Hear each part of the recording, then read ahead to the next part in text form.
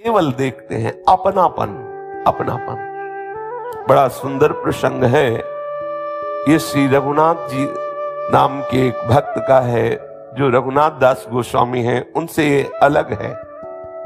बड़ा करुणा में प्रसंग है और उनकी उत्तम भक्ति का चमत्कार है, प्रकाश है। और ऐसे भक्त से अपना संबंध स्थापित करने वाले को भगवत प्राप्ति सहज में हो जाती है।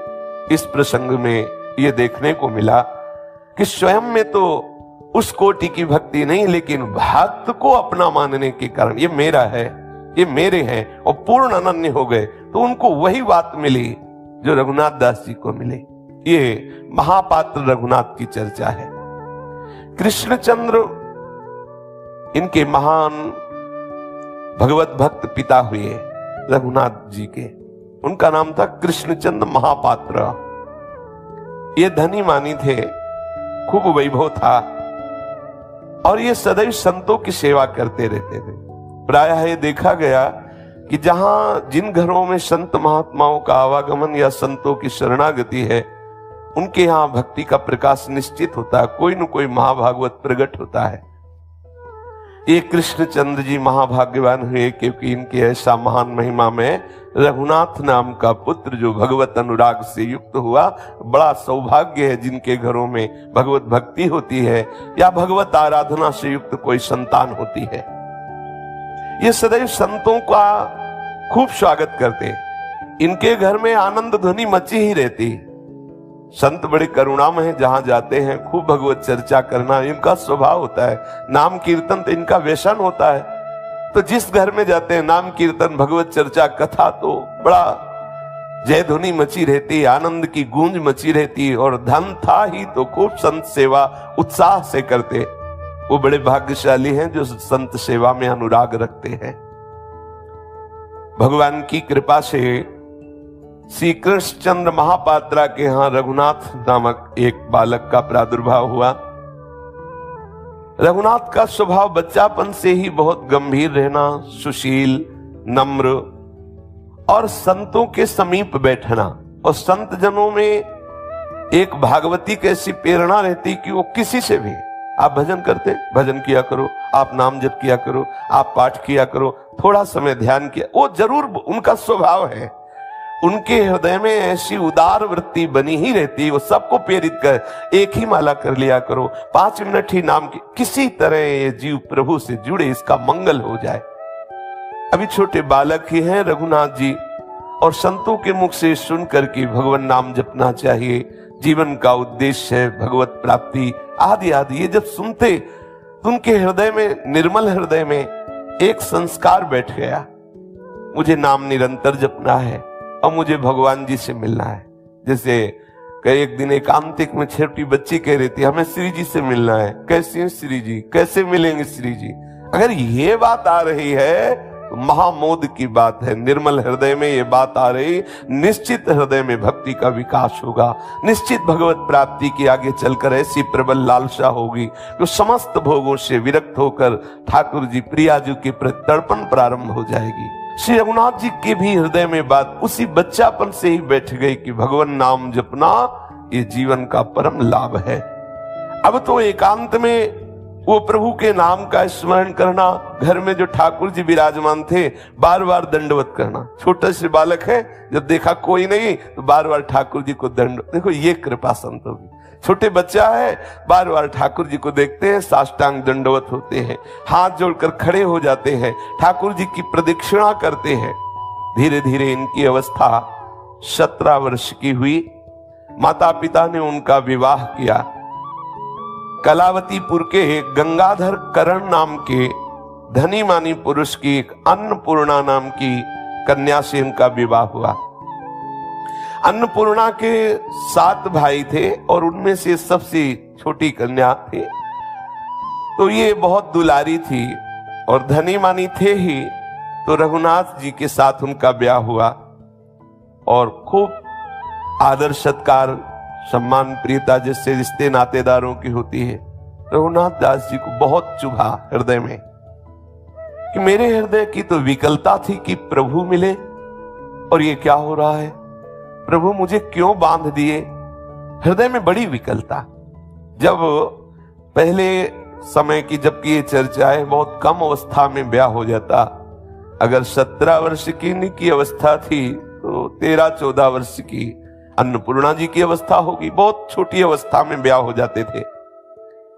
सुलक्षणा, सुंदर, सुशील और बहुत ही सुंदर ऐसा उसका सरल स्वभाव अन्नपूर्णा का, लेकिन इनके हृदय में चुभन, नहीं प्रभु मुझे नहीं चाहिए, ये सांसारिक प्रियता नहीं चाहिए, मुझे आपके सिवा किसी से अपनापन नहीं करना।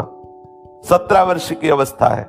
इस अवस्था में तो यौवन अवस्था का ऐसा आंधी भरा स्वभाव जागृत होता है जिसमें सब भूल जाता है। शास्त्र क्या कहते हैं, गुरुजन क्या कहते हैं, जीवन का उद्देश्य क्या। लेकिन देखो संत कृपा का प्रभाव, ऐसी भक्ति दृढ़ है कि इनको खुशी नहीं हुई। माता पिता ने अपनी प्रसन्नता के लिए इनका ब्याह किया। अब तो उदासीन रहते, लेकिन वो अन्नपूर्णा ऐसे मंगल स्वभाव की, कभी इनसे कोई प्रश्न नहीं किया। हृदय से निश्चय किया मेरे जीवन धन, मेरे प्राणनाथ चाहे जिस स्थिति में रहे, कभी इनको प्रतिकूलता नहीं दूंगी और सदैव इनके अधीन रहूंगी, उसका निश्चय। इनके पिता जब देखे हमारे बेटे का ब्याह हो गया तो एक प्रसन्नता आई और इन्होंने विचार किया जिस जिसको हमने ब्याज में पैसा दिया था अब किसी का ब्याज नहीं लेंगे। एक उत्साह वृत्ति, सबका ब्याज माफ कर दिया। और जब किसी को कोई आवश्यकता होती उनके पास आते, बस दे देते। जब आपको अनुकूल पड़े तो वापस कर देना, ना पड़े तो कोई बात नहीं, क्योंकि उनके हृदय में बड़ा आनंद, भगवान ने बहुत कृपा की। सुंदर बहू, सुंदर बेटा और संपत्ति थी ही। धीरे धीरे धीरे धीरे संतों की भी समाज का आना, लोगों की, गरीब लोगों की याचना से धन देना। भगवान बड़े लीला बिहारी हैं। धीरे धीरे धन जाता रहा। अब उनके हृदय में कमाने की तो कोई चेष्टा ही नहीं थी। शरीर भी वृद्ध था, रघुनाथ जी के जो पिताजी थे, और जो धन था वो धीरे धीरे जाने लगा। ये भगवान की कृपा होती है। अब उनके हृदय में चिंता आने लगी कि मेरा बेटा, मेरा बहू, जो हमारी संपत्ति वो धीरे धीरे तो छीन हो रही, इनका कैसे काम चलेगा? और अब मैं कुछ कर सकता नहीं, और ये तो बावरा एकांत में ही बैठा रहता है, कोई कार्य तो करता नहीं। रघुनाथ जी कोई कार्य नहीं, बस एकांत में बैठे प्रभु का ध्यान करना, उन्हीं का नाम जप करना। धीरे धीरे उनका शरीर बीमार हुआ और ऐसा लगा कि अब हमारे प्राण निकल जाएंगे। रघुनाथ को समीप बुलाया, मरणासन शैया पे है, और बुला करके कहा बेटा मैं चाहता हूं कि कभी मेरे नाम का कोई कर्जा न रह जाए। ये जो हमने बहुत धन दिया लोगों को संत सेवा, अतिथि सत्कार आदि में, तो कभी कहीं हमने किसी से धन भी लिए हैं। तो अगर कोई हमारे मरने के बाद तुमसे कहे कि ये हमसे कर्जा लिए थे तो उसको वापस दे देना, इतना तुम करना, क्योंकि मैं भगवान के समीप जाकर के सदैव उनकी सेवा में रहूं। और यहां कोई कोसे कह रहे हो तो हमारा कर्जा लेके मर गया, तो मैं ऐसा नहीं चाहता। और वो मरणासन स्थिति में, मूर्छा स्थिति में ऐसा रघुनाथ जी को आदेश किया। अब भगवान की लीला ही थी और वो पधार गए। उनकी जो मां थी रघुनाथ दास जी की, वो बड़ी पति भक्ता थी। पहले ऐसा था कि पति का वरण करने के बाद पति को ही श्री भगवान के समान मान करके अनन्यता पूर्वक उपासना करती, तो समस्त दिव्य शक्तियां जैसे यति में जागृत होती वैसे सतियों में जागृत हो जाती थी। कुछ ही समय में उन्होंने अपने पति के वियोग होने के बाद अपने प्राणों को त्याग दिया, अर्थात उनकी भी शरीर पूरा हुआ, उनकी भी मृत्यु हो गई। अब जब लोगों को ये पता चला कि वो मरते समय कह गए थे कि जिनका कर्जा हो दे देना, तो जिनके कर्जे नहीं थे वो भी आ जाते हैं, बोले हमारा कर्जा था वो दे। यहां तक कि छली कपटी लोगों ने उनका घर भी ले लिया। तो अन्नपूर्णा जो उनकी पत्नी थी, उनके तो पिता धनी मानी थे, अपनी पुत्री को ले गए। आज तक कभी रघुनाथ जी मिले नहीं उससे, घर में ही रहते हुए कभी पति पत्नी के भाव से नहीं। वो बस देख लेती थी मेरे ऊपर, वो हर समय उदास भाव से प्रभु का चिंतन करते। भगवान लीला बिहारी ऐसे हैं कि छली कपटी लोगों ने कि मेरा भी कर्जा था, मेरा भी कर्जा, घर भी छीन लिया उनका। बहू तो चली गई अपने मायके, वो 7 भाई थे तो लिवा गए, यद्यपि वो जाना नहीं चाहती थी फिर भी लिवा गए। अब रघुनाथ दास जी अकेले हो गए। रघुनाथ जी अब तो जहां कोई उन्हें भोजन दे देता, अब उनको कोई चिंता नहीं, बस निरंतर नाम जप करना और भगवत चिंतन में मगन रहना। और ये सिद्धांत हृदय में उतर गया, जाहि विधि राखे राम ताहि विधि रहिए, जोई जोई प्यारो करे सोई मोहि भावे। जैसे प्रभु मुझे रखे, कोई शिकवा शिकायत नहीं। ये देखो कृपा, ये कृपा है, कृपा। भगवान कहते हैं जिस पर मैं कृपा करता हूं उसके सारे राग नष्ट कर देता हूं। खत्म। माता पिता अंतर ध्यान हो गए, संपत्ति जो थी वो कुछ बट गई, कुछ छिन गई। आप और पत्नी को ले गए परिवार के जन, उसके मायके वाले, आप अकेले। अब जब कोई भोजन दे देता पा लेते, नहीं तो खूब नाम जप करते, भगवान नाम चिंतन में डूबे रहते। अब जो भगवत मार्ग के पथिक होते हैं उनके हृदय को प्रभु कैसे आकर्षण। अब इनके मन में आया कि यहां गलियों में भटकने से क्या है, प्रभु के किसी धाम का हम आश्रय लें। विचार किया नजदीक कौन धाम पड़ता है, तो कलावती से नजदीक पड़ते थे जगन्नाथपुरी। विचार किया मैं जगन्नाथपुरी जाऊं, वही ठाकुर जी की जूठन पाऊं और अपना जीवन व्यतीत करूं। ऐसी भावना से वो भगवान नाम जप करते हुए भाव में भर करके पुरी के लिए चले, नीलाचलपुरी श्री जगन्नाथ धाम।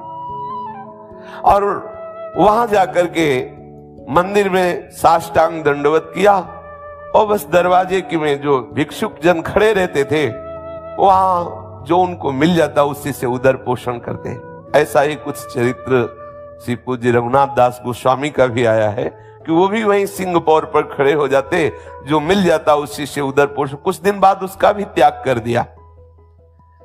अब प्रभु से खड़े खड़े दरवाजे पे प्रार्थना करते, प्रभु मैं अनाथ हूं, न मेरे माता है न पिता है और न मेरे कोई भाई है, न कोई मेरा मित्र है जीवन में, और न मैंने आज तक किसी को अपना माना है। प्रभु आप मेरे हो, स्वीकार कर लो। हे प्रभु आप मेरे हो, मैं आपका हूं, ये स्वीकार कर लो। बहुत अंदर से विकल हुए सिंहपौर में, वहीं जब मंदिर बंद हुआ तो सो गए।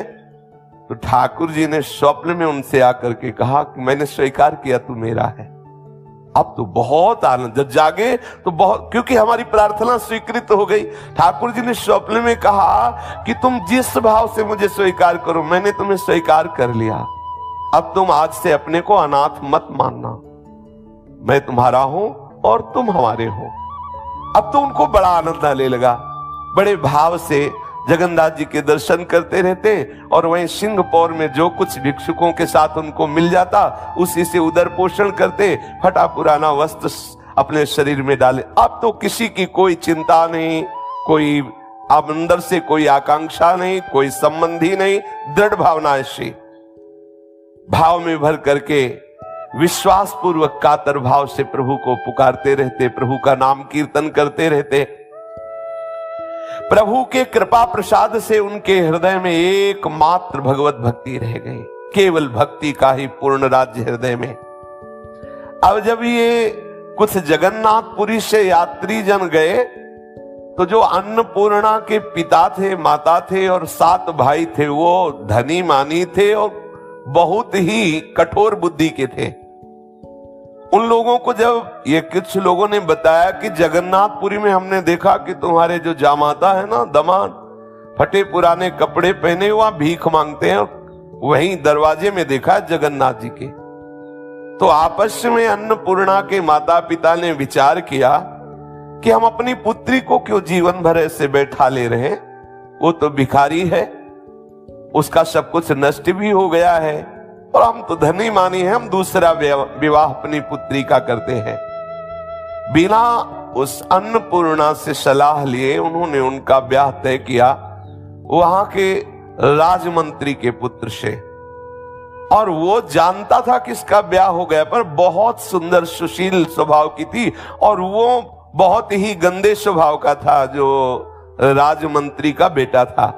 वो राजी हो गया ब्याह करने के लिए। अब पिता की ये बात जब अन्नपूर्णा के कान में पहुंची धीरे धीरे कि हमारा दूसरा विवाह हो रहा है राजमंत्री के लड़के से, अब तो वो बहुत कांप गई।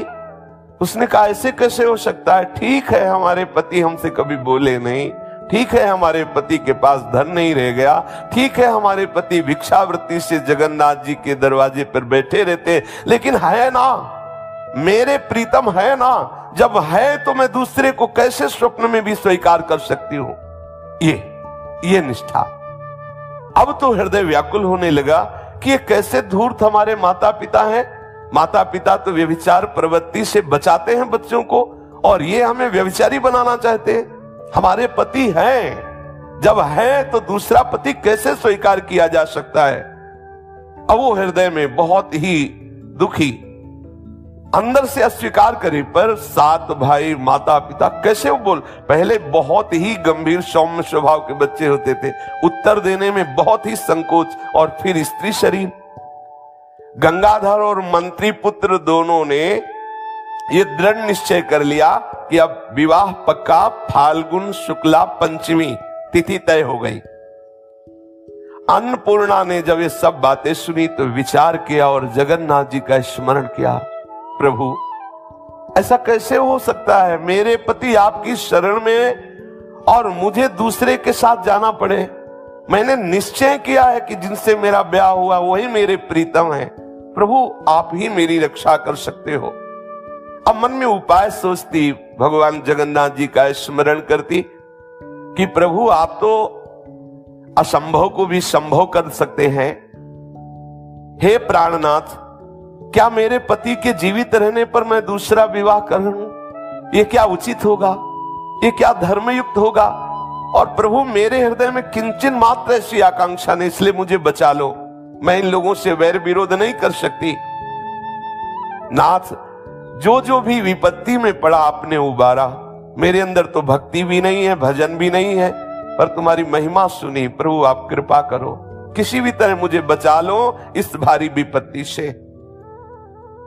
मैं कभी भी व्यभिचार प्रवृत्ति से युक्त नहीं होना चाहती। पति के होते हुए हमें दूसरे की तरफ आंख उठा के देखो, ऐसा स्वप्न में नहीं हो सकता। देखो कैसी निष्ठा। हे विपत्ति से उद्धार करने वाले, संसार समुद्र से पार करने वाले, हे करुणामय कृष्ण, हे जगन्नाथ, मुझ पर कृपा करो। अंदर ही अंदर वो प्रभु से प्रार्थना करने लगी। रात दिन बैठे बैठे घुटती। अब उसे खाना पीना अच्छा नहीं लगता, बोलना चलना अच्छा नहीं लगता। रातों जग करके जगन्नाथ जी को पुकारती रहती, कोई ऐसा उपाय कर दो जिससे मेरा ब्याह रुक जाए। एक दासी थी जो अन्नपूर्णा को मां की तरह दुलार किया था। धाय मां उसे कहते हैं, प्रकट करने वाली मां और उसकी सेवा करने वाली धाय मां। बड़े घरों में सेविका रूप से आजीवन दासी भाव से जो रहती थी, वो धाय मां के समीप गई और उसकी गोद में बैठकर कहा कि मां मुझे बचा लो। मैं अपने धर्म से भ्रष्ट नहीं होना चाहती, और ये दुष्टता का रूप लिए हुए मेरे माता पिता मंत्री के पुत्र के साथ ब्याह निश्चय कर चुके हैं फाल्गुन शुक्ला पंचमी को।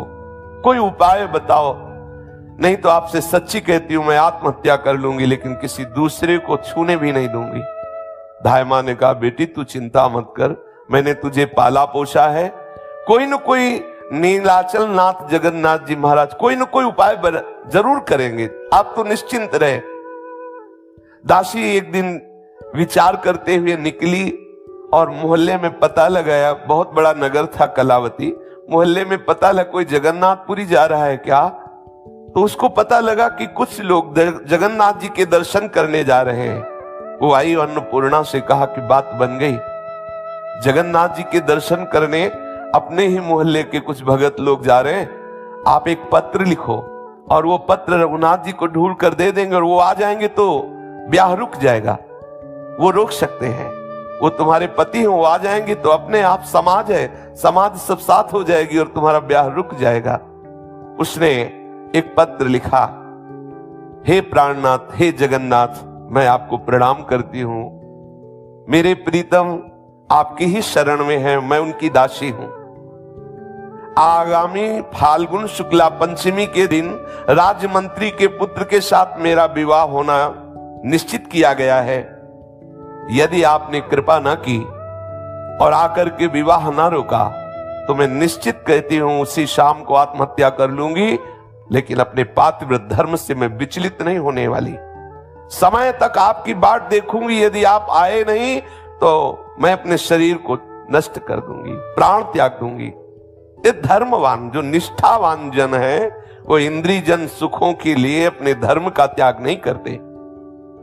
अन्नपूर्णा ने दासी के हाथ में, धाय मां के हाथ में पत्र दिया। धाय मां पत्र लेकर के उनके पास गई जो पुरी दर्शन करने जा रहे थे। हाथ जोड़ करके कहा कि ये पत्र उनको देना है। सुना है कि वो सिंहपौर में दरवाजे पर रहते हैं, भिक्षुक वेश में, उनका रघुनाथ नाम है। ये पत्र उनको आप दे देना, बहुत कृपा होगी, किसी का जीवन बच जाएगा यदि आप पत्र वहां तक पहुंचा देंगे, और बहुत तुम्हारा उपकार मानेंगी और जगन्नाथ जी तुम पर बहुत कृपा करेंगे, क्योंकि एक दैन्य भाव से जो भगवत चरण आश्रित यहां है उसकी रक्षा हो जाएगी। वो भक्त हृदय उन लोगों ने कहा आप चिंता मत करो, जगन्नाथ जी के दर्शन करके अब हमारा दूसरा कार्य यही रहेगा, रघुनाथ जी को खोजना। कहीं भी जगन्नाथपुरी में है तो जब तक वो मिलेंगे नहीं, उनको पत्र नहीं दूंगा, तब तक वापस नहीं आऊंगा, आप चिंता मत करो। बड़ी सहानुभूति प्रकट की, उन लोगों ने भरोसा दिया और वो पुरी के लिए रवाना हुए। माघ महीना के शेष होते होते वो पुरी पहुंच गए। कई दिनों तक दर्शन करके वो खोज करते रहे, क्योंकि कुछ समय के लिए रघुनाथ दास जी वहां थे और जो कुछ मिलता लेते और एकांत में समुद्र किनारे बैठ करके भगवान नाम जप करते। तो एक दिन अकस्मात मंदिर के सिंह पौर पर उन्होंने देखा फटे पुराने वस्त्र, मलिन वेश और ओठ हिल रहे हैं, भगवान नाम चल रहा है। पूछा तुम्हारा रघुनाथ नाम है? उन्होंने कहा जी। तो उन्होंने कहा तुम्हारी पत्नी ने पत्र दिया है। विचार किए कि जगन्नाथ जी के सिवा मेरा तो कोई है नहीं, पर अगर वो जगन्नाथ धाम में पत्र भेजा है तो जगन्नाथ जी के लिए ही है, इस भावना से ले लिया और पहले प्रभु को अर्पित किया। ऐसे देखो प्रभु ये पत्र आया है, जैसे निमंत्रण से नरसिंह जी को आया तो पहले निमंत्रण ठाकुर जी के चरणों आपके लिए आया, हम तो दास है, हमारा क्या। ठाकुर जी ने निमंत्रण में जो जो लिखा था वैसे ही पूरा भात भरा। वैसे ही उपासक को हर प्रसंग से शिक्षा लेनी चाहिए। अपने पास कोई संबंधी नहीं है, हमारे संबंधी श्री प्रियालाल हैं। कोई भी निमंत्रण, कोई भी व्यवहार, पहले ठाकुर जी के सिंहासन में कोई पत्र आया है, पहले ठाकुर जी, फिर सेवक रूप से आप उसको देख सकते हैं। पहले अपने आराध्य देव वो जाने, उनका निमंत्रण, उनके संबंध से हमारा जाना आना हो सकता है, मिलना हो सकता है, हमारा सीधा संबंध प्रभु से। श्री रघुनाथ जी ने पत्र से जगन्नाथ जी को दिखाया, देखो पत्र आया है। फिर उन्होंने पढ़ा, पढ़ते ही चित्त व्याकुल हो गया, क्योंकि मेरी पत्नी इसलिए व्याकुल नहीं हुआ। एक जीव जो इस शरीर से संबंध मानता है और यह शरीर प्रभु का शरणागत है और वो आत्महत्या कर लेगा, इस बात से वो व्याकुल हो गए। और अब फाल्गुन शुक्ला पंचमी के केवल 10 दिन शेष रह गए हैं, और पुरी से अगर पैदल चला जाए तो 1 महीना का रास्ता है, पहुंच नहीं सकता। अगर हम भागें भी तो नहीं पहुंच सकते, और वो शाम तक आत्महत्या कर लेगी अगर उस तिथि को ना पहुंचे। क्या करूं? थोड़ी देर विचार करने लगे, फिर एकदम प्रसन्न हुए, जो जगन्नाथ जी चाहेंगे वही होगा। पत्र हमने उनको दिखा दिया। मनोरथ कल्पद्रुम तो जगन्नाथ जी हैं, कृपा सागर हैं, विपत्ति नाशक है, उनको जैसा उचित होगा वो करेंगे। एकदम निश्चिंत हो गए। थोड़ी देर के लिए चिंता बड़े बड़ों के हृदय में आ जाती है। ऐसा जब बार बार समझाने पर भी भगवती सती जी नहीं मान रही तो थोड़ी देर चिंतित हुए महादेव जी, ये क्या, मैं समझा रहा हूं फिर भी बार बार संशय कर रहे कि अगर परब्रह्म है तो सीता की खोज कहती, और अगर राजकुमार हैं तो भगवान शिव सच्चिदानंद कह के कैसे प्रणाम कर रहे हैं। बार बार समझाने पर भी ये संशय, वही है सोई जो राम रचि राखा, को करी तर्क बढ़ा वही शाखा, अस कही जपन लगे हरि नामा। बस थोड़ी देर के लिए बड़े बड़े भक्तों के भी हृदय में एकदम चिंता आती, फिर वो निश्चिंत हो जाते हैं, प्रभु के आश्रित है ना। निश्चिंत हो गए रघुनाथ जी, जगन्नाथ जी जाने, और भगवत स्मरण करने लगे। सर्वांतर्यामी सर्व समर्थ कर तुम अकर तुम अन्यथा कर तुम, प्रभु से कोई बात छिपी नहीं और कोई बात ऐसी नहीं जो पूर्ण न कर सके। सिंह द्वार पर चिथड़े में लिपटे हुए भगवान नाम स्मरण करते हुए वो सो गए रात्रि में। शरणागत वत्सल भगवान जगन्नाथ जी ने लीला रची। कलावती पुरी जो गंगाधर करण जी जहां रहते थे उसी दरवाजे पर आंख खुली श्री रघुनाथ जी की। जब जगे सुबह तो अब सिंहपौर में सोए थे और सीधे वहीं, उनके लिए कुछ दुर्लभ है। रामानुजाचार्य जी को, गरुड़ जी को आदेश किया इनको छोड़े आओ कांचीपुरी में, पूरे पार्षदों सहित छोड़े आए। और प्रभु के लिए कर तुम अन्यथा कर तुम। रघुनाथ जी की आंख खुली तो देखा यहां तो सिंहपौर नहीं, ये तो जगन्नाथ जी का मंदिर नहीं। प्रभु सर्वाश्चर्य में है। आंख खुलते ही देखा कि ये किस ग्राम में आ गए, कौन से, अब ब्याह जब हुआ था तब गए थे, कभी दोबारा ससुराल गए नहीं, दूल्हा बन के गए थे तो ऐसा कुछ खास याद नहीं था। तो लोगों से पूछा कि ये जगन्नाथपुरी तो है नहीं, और स्वप्न में हूं नहीं, जागृत हूं, ऐसे छू के देखा कि जाग रहा हूं, ये है कौन सा नगर और ये किसका महल है। आप बताने की चेष्टा करें तो लोग कहते तुम पागल, पहले लोगों से पूछते मैं जाग रहा हूं ना, तो लोग वो समझते, कहते भाई तुम जाग रहे हो। बोले जगन्नाथपुरी है कि नहीं, बोले ये जगन्नाथपुरी ये कौन सा शहर है, क्योंकि एकदम रातों रात सब हुआ। बोले कलावती नगर है और जहां तुम बैठे हो सामने महल महान धन संपन्न जो गंगाधर है उनका है। गंगाधर तो मेरे ससुर का नाम था। अच्छा तो ये जगन्नाथ जी की लीला हुई, पत्र का उत्तर सीधे हमें, ऐसा देखो कैसी लीला रची, सीधे रात्रि में ही जगन्नाथ जी ससुराल पहुंचा दिए उनको। अब जब घर वाले निकले तो देखा फटे पुराने कपड़े में रघुनाथ भाग के गया। लड़का जो 7 भाई थे बोले सब गड़बड़ हो गया क्या, बोले वो आ गया, अन्नपूर्णा का जो पति था वो तो सामने दरवाजे में बैठा हुआ है। भागे माता पिता और बाहर जाके बोले अरे बेटा बाहर क्यों बैठे हो। ये लोग सब बड़े कपटी स्वभाव के थे और तत्काल हाथ पकड़कर घर के अंदर आए कि कोई जान न पावे कि इनका दामाद है, क्योंकि ब्याह तय हो गया है, फिर लोग हंसी उड़ाएंगे। अंदर ले गए। अन्नपूर्णा ने जे ही देखा पति आए तो मानसिक प्रणाम किया, एकांत में बैठी हुई थी। बहुत जगन्नाथ जी के प्रति बार बार अहो प्रभु बड़े कृपालु बड़े कृपालु। नेत्रों से प्रेमाश्रु धारा बहने लगी, ध्यान में मगन हो गई प्रभु की। प्रभु आज मैंने देख लिया, आप हमारी आर्त पुकार सुन लिए। प्रभु तुम्हारे बिना ऐसा कौन खेल कर सकता है? अभी 10 दिन बकाया है और पहले ही हमारे पति को भेज दिया। वो बहुत आनंद में मगन है। रघुनाथ तन मन की शुद्ध भूले हुए जगन्नाथ जी से बात कर रहे अंदर ही अंदर, प्रभु कैसे कृपाल हो, कैसे लीलाधारी हो। और पत्नी भी उनके भाव में डूब रही और ये सब पूरा परिवार जल रहा है। अब क्या किया जाए, ये तो आ गया, अब क्या किया जाए, क्योंकि अगर ये यहां जीवित है तो ब्याह कैसे हो सकता, समाज भी तो है। और आपस में बैठ करके सलाह करने लगे तो सास ने कहा तुम चिंता मत करो, विधान सब बनाएंगे, पहले कुछ खवा पिया किसे राजी करे। भोजन पवाया, कपड़े अच्छे दिए और कहा कि आप बहुत दिनों बाद पधारे हैं, बड़ी कृपा है, आप कमरे में विश्राम करें।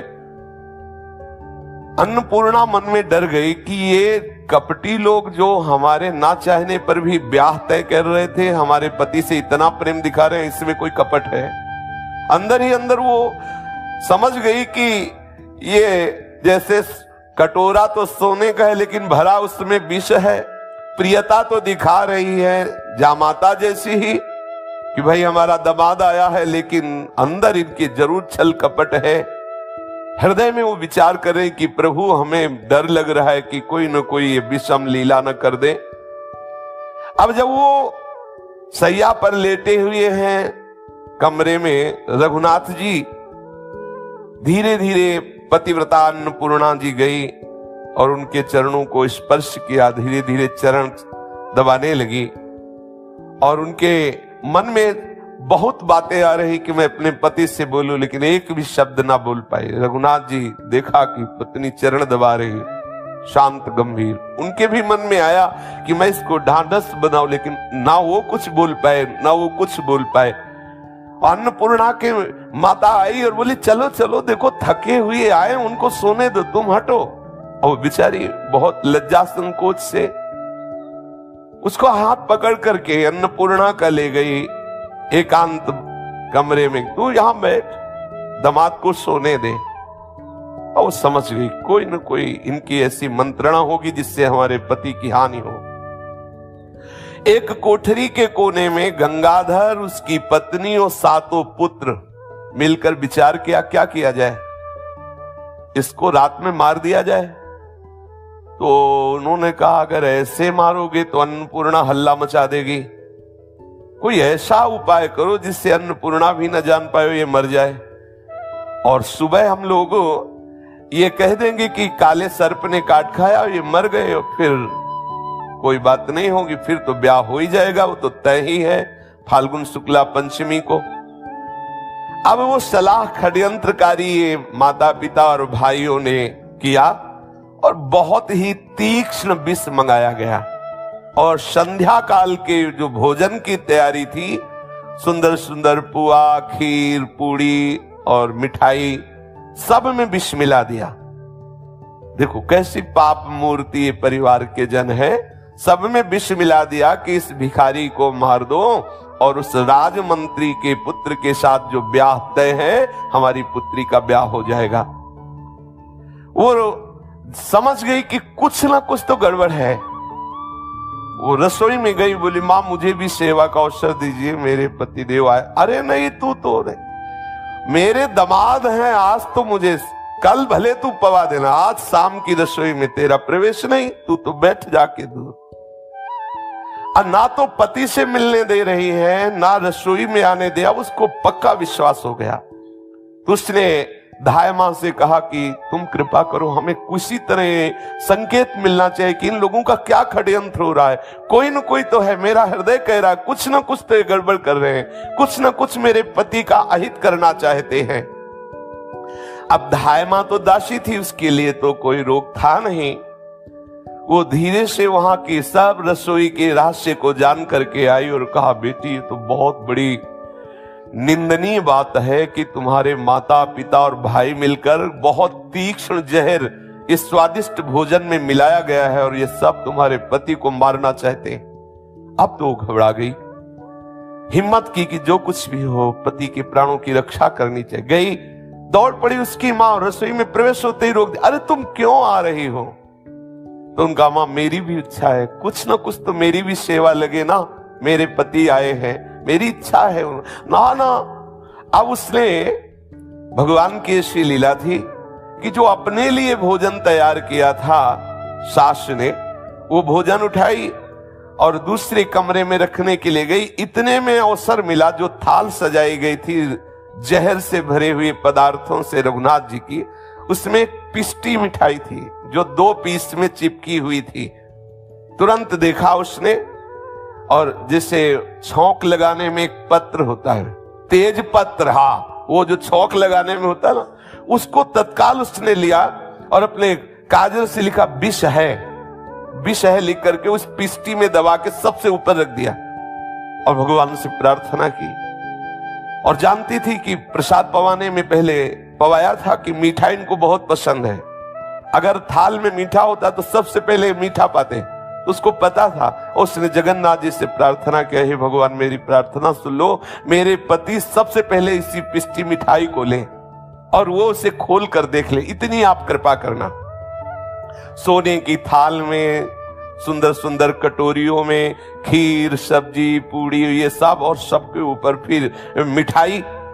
अब वो ये रहस्य मां नहीं जान पाई कि उस मिठाई के बीच में उस तेज पत्र में लिखा है कि विष है, ऐसा लिख करके उसने रघुनाथ जी के सामने थाल पहुंची। रघुनाथ जी तो जय जगन्नाथ आंख मूंदा और कीर्तन करने लगे। उस भोजन को एक एक कवल ध्यान के द्वारा भगवान जगन्नाथ जी को पवा रहे हैं। थोड़ी देर के बाद फिर आंख खोली और जय जगन्नाथ, और जे भी वो पिष्टी उठाई, सब पूरे परिवार के जन ताक रहे हैं कि अब तो बस पाएगा, थोड़ी देर में मर जाएगा। ऐसे पिष्टी खोली तो नजर बचा के ऐसे देखा कि विष है। खिड़की से पत्नी भी देख रही थी तो उन्होंने ऐसे देखा। पत्नी समझ गई कि देख लिया, बहुत प्रसन्न हुई, हट गई वहां से। अब वो विचार करने लगे कि ये तो हमने जगन्नाथ जी को अर्पित कर दिया। जो वस्तु जगन्नाथ जी को अर्पित कर दिया, जब प्रभु को भोग लगा दिया, अपने लोग हो तो कहते कोई साक्षात थोड़ी लगाया, तो भावना में लगा है, हम नहीं पाएंगे, जहर है इसमें। लेकिन निष्ठा, उन्होंने कहा जब हमने जगन्नाथ जी को पवा दिया, मेरे प्रभु ने पा लिया, तो फिर क्या, मरना तो एक बार है ही ना। हम प्रभु को अर्पित किए हुए प्रसाद को नहीं छोड़ सकते। प्रभु को तो लगा दिया भोगो, अब कहे कि इसमें जहर है, फिर ऐसा नहीं। जय जगन्नाथ पाना प्रारंभ किया। जैसा पूर्ण पाया जाता है वैसे ही पाते पाते शरीर नीला होने लगा, क्योंकि जहर था ही। आंखों के सामने अंधकार छाया, मुरझाई गिर। अच्छा, वो अन्नपूर्णा जी इसलिए प्रसन्न है कि पति ने पढ़ लिया, आप काहे को खाएंगे, वो तो चली गई प्रसन्न होकर, भगवान ने मेरी बात सुन ली। और वो माता पिता भाई सब बिल्कुल खड़े हैं। पूरा प्रसाद जिसे पाया जाता, पाते ही आंखों के सामने अंधेरा छाने लगा, शरीर नीला पड़ने लगा, गिरे और प्राण निकल गए। जब उनको दुष्टों ने देखा कि मर गए तो धीरे से दरवाजा लगा दिया, और कि थोड़ा और रात्रि हो जाए फिर हम हल्ला मचा देंगे कि देखो दामाद को सांप ने काट खाया और ये मर गए, तो अन्नपूर्णा भी कोई शंका नहीं कर पाएगी, फिर हम इनको दफना देंगे। ऐसी भाव बड़े प्रसन्न हुए वो सास ससुर और वो भाईजन की, बढ़िया हमारी जो षड्यंत्र था वो पूरा हुआ, हमारी बात पूरी हो गई, अभी मर जाएगा, अब राजमंत्री के साथ ब्याह होगा। अब वो विष का प्रभाव पड़ा, पूरा शरीर नीला हो गया। जब सबको प्रसन्न देखा तब उसके मन में आई, अन्नपूर्णा के मन में, उसने धाय से कहा कि तुम दौड़ के देखो क्या बात है, प्रसन्न क्यों है। धाय ने कहा, एक खुसुर खुसुर आपस में बात कर रहे हैं, हमें लगता है कोई षड्यंत्र इनका काम कर गया। उसने विचार किया कि जब मेरे पति मेरे सामने पढ़ के देख लिए थे विष है, फिर वो खाएंगे क्यों, जब खाएंगे नहीं तो कोई ऐसा षड्यंत्र इनका चलेगा नहीं। धाय से कहा तुम दौड़ के कमरे में झांक के देख के आओ। तो एक दीपक जल रहा था, उसमें देखा पूरा शरीर नीला, फेन निकला हुआ, आंखें खुली, भाग के आई और कहा गजब हो गया, उनका शरीर नीला है और हमें लगता है उनके प्राण निकल गए हैं। अब तो विकल हो गई, ऐसा क्यों हुआ, क्योंकि हमने तो लिख दिया था इसमें विष है और पति ने पढ़ भी लिया था, ऐसा क्यों। वो भाग के गई और खिड़की से झांक करके देखा तो पति को निष्प्राण देखा। अब तो कांप गई और जगन्नाथ जी से कहा कि आपके होते हुए प्रभु ऐसा कैसे हो गया, हे दीन बंधु, हे पतित पावन, ऐसा कैसे हो गया। प्रभु आप तो सर्व समर्थ हैं और हमने लिख के भी आपकी प्रेरणा से दिया और उन्होंने आपकी प्रेरणा से पढ़ा भी, फिर ऐसा कैसे हो गया। बहुत अंदर से बहुत वो दुखी है, विकल हो रही है। फिर अन्नपूर्णा एकांत में बैठ करके आर्त भाव से प्रभु से प्रार्थना करे, हे कर तुम अकर तुम मन्नथा कर तुम सर्व समर्थ स्वामी, आपके लिए विष को अमृत कर देना क्या कोई आश्चर्य की बात हो सकती है। मेरे प्रीतम को बचा लो, हे प्राण प्यारे मेरे प्रीतम को। अब वो बार बार एकांत कमरे में बैठती, बार बार आती, हिम्मत नहीं पड़ रही।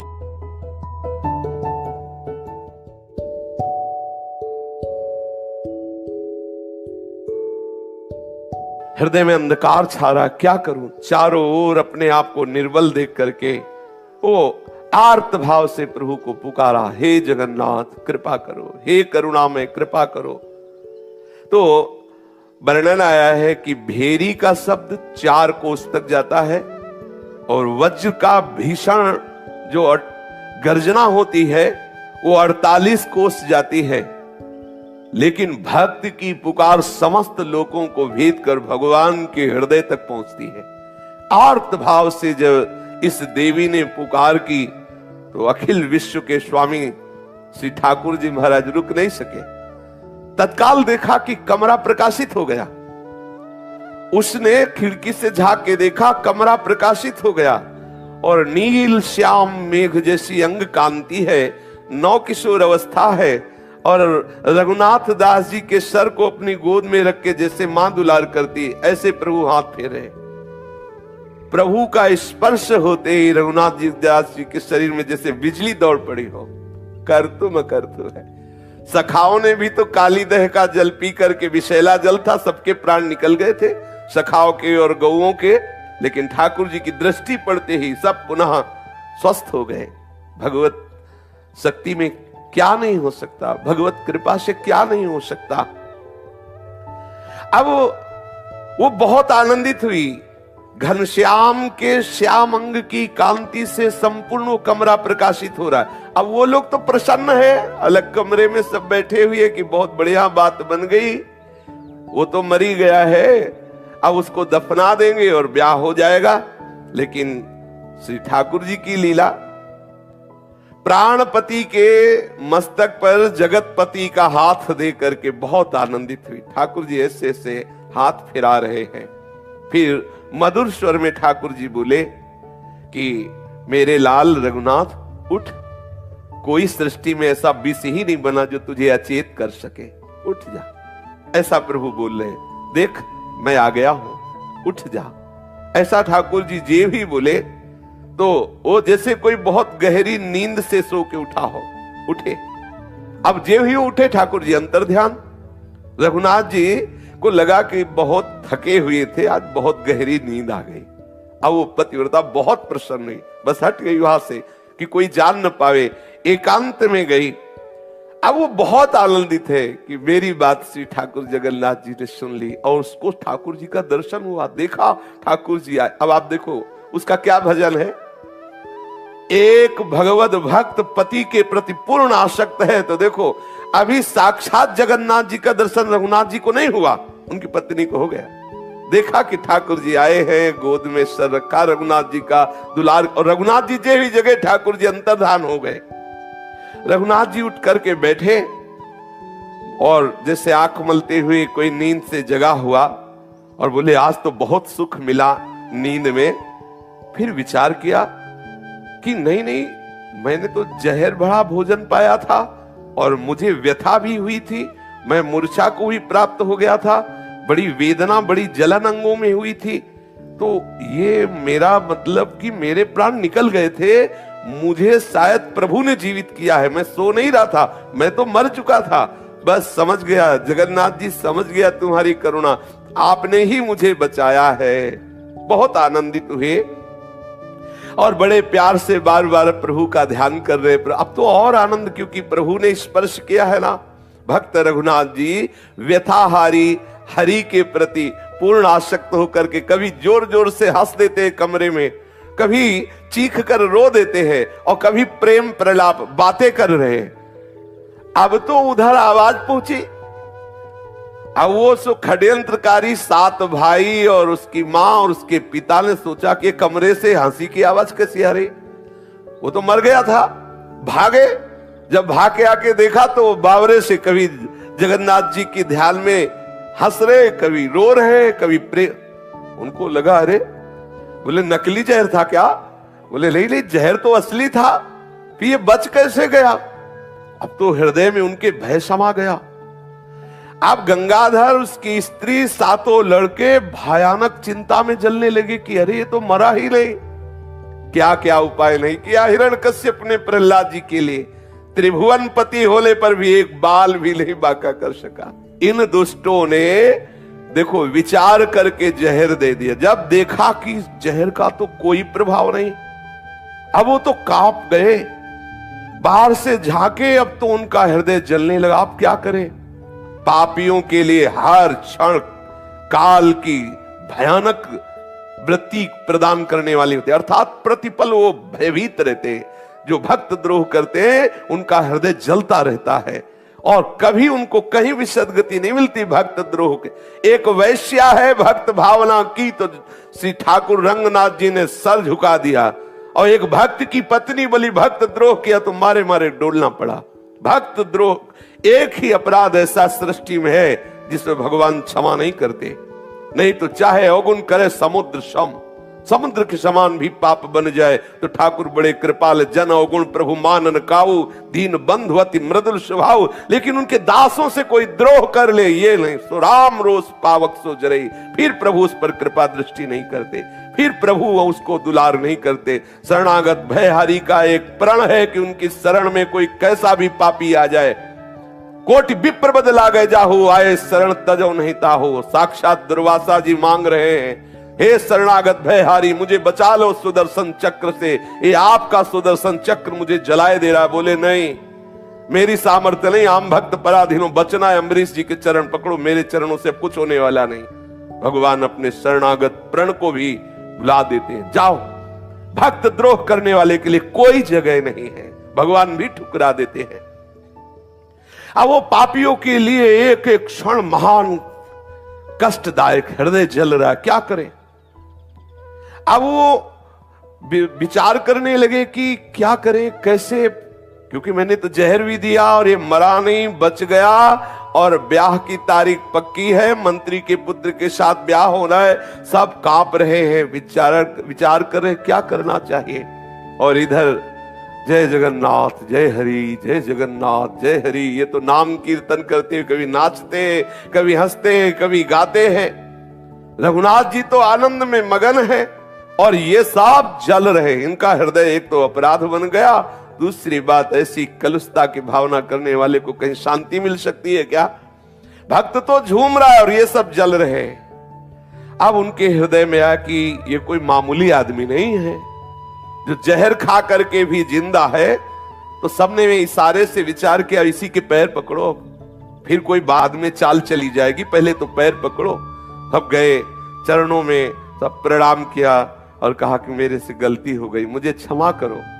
श्री रघुनाथ जी ने प्रसन्न मुद्रा में कहा, इसमें आपका कोई दोष नहीं, जगन्नाथ जी कृपालु हैं, मेरा कोई कर्म भोग था जिसको पवित्र करने के लिए आप लोगों के द्वारा भगवान ने ऐसी चेष्टा कराई। ये देखो, हो सकता है मैंने पूर्व जन्म में किसी को जहर दिया हो, तो आपके द्वारा प्रेरित होकर जगन्नाथ जी मेरे पाप कर्म को निवृत्त कराना चाहते, इसलिए मुझे आप लोगों से जहर दिलाया, इसमें आपका कोई दोष नहीं। ये भक्त का हृदय, वो मेरा कर्म भोग था, आप निश्चिंत रहिए, मेरे हृदय में आपके प्रति कोई भी दोष बुद्धि नहीं है, ये सब जगन्नाथ जी की लीला है। अब आप आनंदित रहिए, मैं आपके प्रति तनिक भी द्रोह भाव नहीं कर रहा हूं, ऐसा।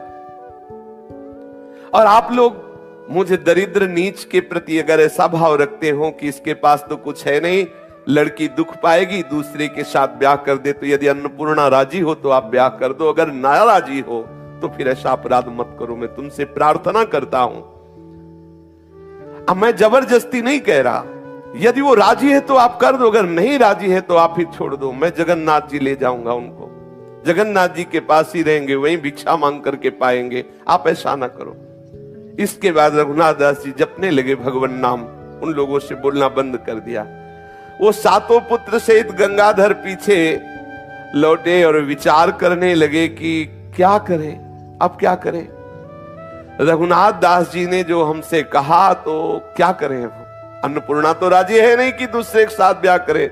रघुनाथ दास जी ने उनके जो दिए हुए कपड़े थे उतारा, अपना फटा चद्दर ले आओ, ऐसे ओढ़ा और जा करके दरवाजे के बाहर बैठ गए और कहा, यदि अन्नपूर्णा राजी ना हो तो आप तुरंत उसे बाहर निकालो और हम उसको लेकर जगन्नाथपुरी जाएंगे, अगर वो राजी हो तो तुम ब्याह कर दो, मैं जगन्नाथपुरी चला जाऊं। वो बाहर जाकर के विराजमान हुए। गंगाधर बहुत कुछ विचार करने लगे, पुत्रों सहित अंदर गए, अब क्या किया जाए। अन्नपूर्णा अब तक तो शांत बैठी थी क्योंकि प्रभु उसके पति जीवित हो गए थे। अब उसने विचार किया कि मैं बाहर निकलकर अपने दुष्ट माता पिता से कह दूं कि अब तुम्हारे रोके नहीं रुकेंगे, लेकिन वो पहले ही उसके कमरे में ताला लगा दिया गया था, बाहर से ताला लगा दिया गया था। अब तो जब दरवाजा खोला तो बाहर से बंद, वो अंदर छटपटाने लगी। गंगाधर ने अन्नपूर्णा का आकर जो वो खड़बड़ाने लगी तो सोचा कहीं कोई बाहर न सुन ले, तो दरवाजा खोला और अंदर जाकर उससे कहा, अन्नपूर्णा तू इस भिक्षुक राह के भिखारी जिसके पास एक पैसा भी नहीं तो उसको अब भी पति मानती है? हम लोगों के पास क्या नहीं हो रहा, वो राजमंत्री है, सब सुख भोगेगी, काहे को भिखारी के साथ मरना चाहती है? उसके हृदय में मानो किसी ने छुरी मार दी हो। उसने कहा कि तुम लोग कितने अभागे हो जो अपनी पुत्री के धर्म का नाश करना चाहते हो। तुम पिता हो, तुम्हें संकोच नहीं आ रहा ऐसा बोलते हुए कि मेरा पति है और तुम दूसरे पुरुष के पास जाने के लिए कह रहे हो? अभी तक मैं क्षमा करती रही, ध्यान देना अगर मैं अपने स्वरूप में आ गई तो नष्ट कर दूंगी तुम्हें, क्योंकि सती में सामर्थ्य होती। द्रौपदी जी ने यही कहा था कि कोई सभा बता दे, यदि मैं निर्दोष हूं, मेरे पति निर्दोष हैं, तो मैं अपनी दृष्टि से सभा को भस्म कर सकती हूं। मैं केवल इसीलिए शांत हूं कि कहीं मेरे पति मेरे को हार तो नहीं गए, कहीं ऐसा ना हो कि मेरे पातिव्रत धर्म से अधर्म हो जाए। नहीं तो मेरे में इतनी सामर्थ्य, किसी से सहयोग मांगने की जरूरत नहीं, मैं पूरी सभा को भस्म कर सकता। कांप गई पूरी सभा का। धृतराष्ट्र तत्काल हाथ जोड़ के बोला, बेटी वरदान मांग, पातिव्रत धर्म में बहुत बड़ी सामर्थ्य है। आज वो क्रोधित होकर के बोली कि अरे तू पिता है, पति होते हुए मुझे व्यभिचार के लिए आदेश कर रहा है, दूसरे पुरुष के लिए। अगर मैं अपने स्वरूप में आ गई तो तुम सबको भस्म कर दूंगी, नष्ट कर दूंगी। तुम अभी जानते नहीं कि सती में क्या सामर्थ्य। निश्चित एक पातिव्रत धर्म रखने वाली स्त्री किसी यति से कम नहीं है। उसमें उतनी ही सामर्थ्य होती है जितना एक यति में, उतना एक सती में सामर्थ्य होता है। कांप गए, पूरे परिवार के जन कांप गए। अब वो हाथ कांपते हुए जोड़ रहे हैं और कह रहे मुझे क्षमा करो। अब तो एक ही उपाय दिखाई दे रहा है, किसी तरह इसको घर से निकालो, अपने पति के पास जाए। नहीं ऐसा, इतना उसका विकराल रूप देखा, दैवी शक्ति से संपन्न उन लोगों को लगा कि मैं भस्म हो जाऊंगा, हम सब नष्ट हो जाएंगे। उसने हाथ जोड़ करके कहा, बेटी तू अपने पति के साथ जा। रघुनाथ का प्रभाव तो देख ही चुके थे, जहर का भी प्रभाव, अन्नपूर्णा का ये रूप देखकर साक्षात दैवी शक्ति से संपन्न। अब तो वो सब हाथ जोड़ के कहने लगे, तुम जाओ अपने पति के साथ। गंगाधर ने कुछ प्रसन्नता प्रकट करने के लिए अन्नपूर्णा को कहा कि ये धन ले लो। उन्होंने कहा मुझे नहीं चाहिए, तुम्हारा एक कौड़ी धन नहीं चाहिए। और अपने पति के चरणों में प्रणाम किया और कहा, चलो प्रभु, मुझे कोई सुख सुविधा, मुझे किसी भी तरह के संसारिक घर की जरूरत नहीं, जहां आप हो आपके चरण ही हमारे लिए सब घर है। अन्नपूर्णा पति के चरणों में प्रणाम करके उसके साथ चल दिया। शीघ्र चलिए, ऐसे पापियों के बीच में एक मिनट भी यहाँ नहीं रुकना। ये दासी हर तरह से तैयार है, हर कष्ट सहेगी, पर आपके चरणों के समीप रहेगी।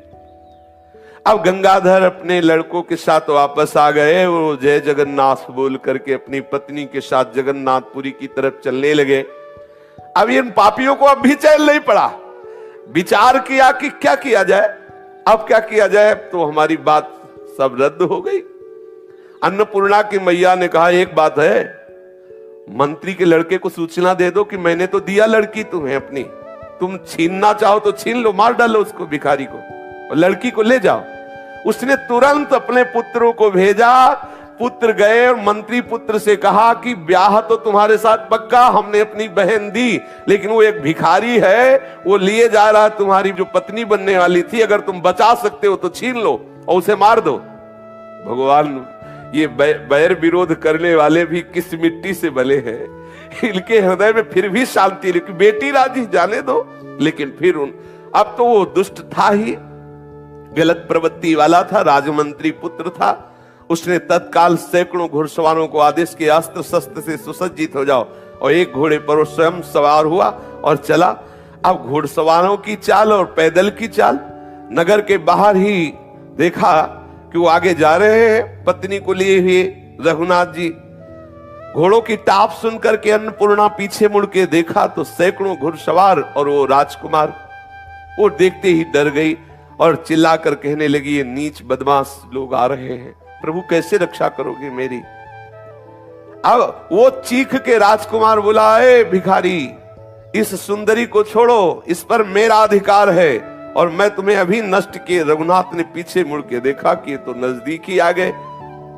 वो भक्तों का तो एक ही आश्रय है प्रभु, उसने अपनी पत्नी से कहा रघुनाथ जी ने कि अन्नपूर्णा तुम निर्भय रहो, हम जानते हैं जगदीश को, बहुत कृपालु हैं, बहुत सामर्थ। अरे बोले अब ये आ गए, देखो ये आ गए और ये आपको मारेंगे और हमें ले जाएंगे, अब कैसे बच पाएंगे?